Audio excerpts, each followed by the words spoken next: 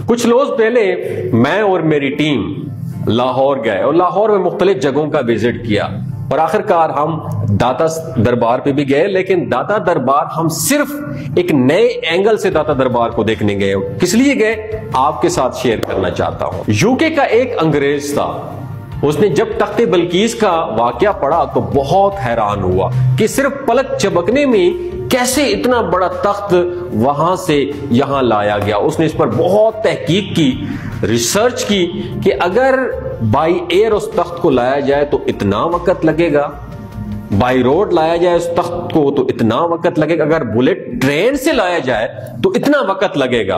उसने वहां मुख्तलिफ उलमा से राब्ते किए, सबने अपने इल्म के मुताबिक मुख्तलिफ जवाबात दिए, लेकिन उसे तसल्ली न हुई।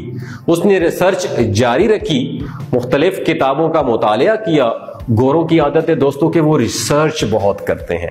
मुतालिया और रिसर्च के मुतालिक हम पाकिस्तानी कौम बहुत सुस्त वाक़े हुए हैं। हम मुतालिया नहीं करते, हम किसी सवाल पर किसी गुत्थी को सुलझाने के लिए रिसर्च नहीं करते।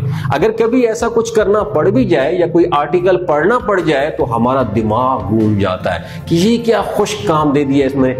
उस अंग्रेज को किसी ने मशवरा दिया कि आप पाकिस्तान क्यों नहीं चले जाते, वहां बहुत से उलमाए कराम, बुजुर्गान दीन और मदारिस हैं, आपको आपका जवाब वहां मिल जाएगा। जो जमात उन्हें पाकिस्तान लेकर आई वो उन्हें लाहौर में भी यहां लेकर आ गए कि वहां लेकर जाते हैं शायद इस अंग्रेज को उसके सवाल का जवाब मिल जाए। मुख्तलिफ उलमा के पास लेकर गए, उलमाए कराम ने बताया कि अगर वली से ऐसा वाकया हो जाए तो ये करामात कहलाती हैं, अगर नबी के साथ ऐसा वाकया हो तो ये मुअज्जा कहलाता है। उलमाए कराम ने मुख्तलिफ दलाइल दिए, उन्हें कायल करने की कोशिश की, लेकिन वो मुतमईन न हुआ।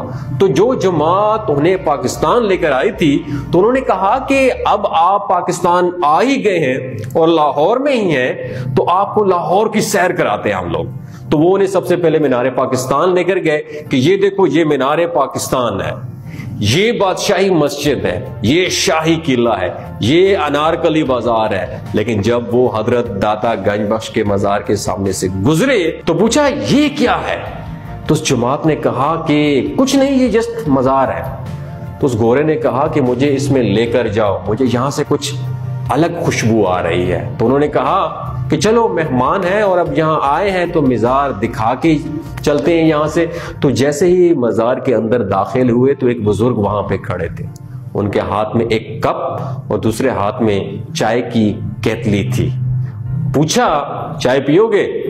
तो अंग्रेज ने कहा पिला दीजिए, पी लेते हैं। जैसे ही उस गोरे ने वो कप पकड़ा और एकदम से धड़ाम से गिरा और बेहोश हो गया।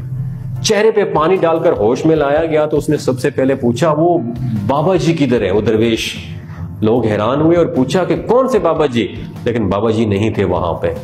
लोगों ने पूछा भाई क्या हुआ, अचानक कैसे बेहोश हो गए? तो अंग्रेज ने जवाब दिया कि ये ना पूछो क्या हुआ, ये पूछो कि क्या नहीं हुआ।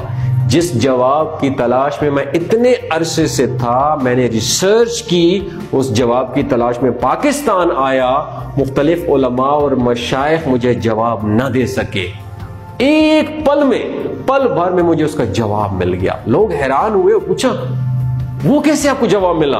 उस अंग्रेज ने कहा कि ये कप जो मेरे हाथ में है ये वो कप है जिसमें मैं अपने बेडरूम में कॉफी पिया करता था। इसी कप में मुझे यहां चाय पेश की गई है और मुझे जवाब दिया गया कि जैसे तुम्हारा कप वहां से यहां आ सकता है, बिल्कुल इसी तरह तख्ते बिल्कीस को भी वहां से यहां लाया गया था। मुझे मेरे सवाल का जवाब मिल गया था। हमारे मुल्क में तो ऐसे बहुत से वाकयात दोस्तों सुनाए जाते हैं। मैंने सोचा इस वाकये पर रिसर्च करनी चाहिए। मैं अपने दोस्तों के साथ मुबशर और यशफा के साथ जब लाहौर गया और दाता साहब के मज़ार के खुदाम और मुतवली से मिला और कहा कि कुछ अरसे पहले मुझे यहाँ क्या ऐसा वाकया हुआ था, क्या ये सच है या बस मनगढ़ंत कहानियां हैं? तो उन्होंने कहा असद बिल्कुल सच है, आओ मैं आपको ले चलता हूं। तो मैंने पूछा फिर उस शख्स का क्या बना? तो उन्होंने बताया कि फिर वो शख्स इधर ही रह गया। उसने कहा कि जिस जवाब की तलाश में मैं यहाँ आया था वो मुझे यहाँ मिल गया है। जिसने यूके जाना है जाए, अब मैंने इस दर से कहीं नहीं जाना।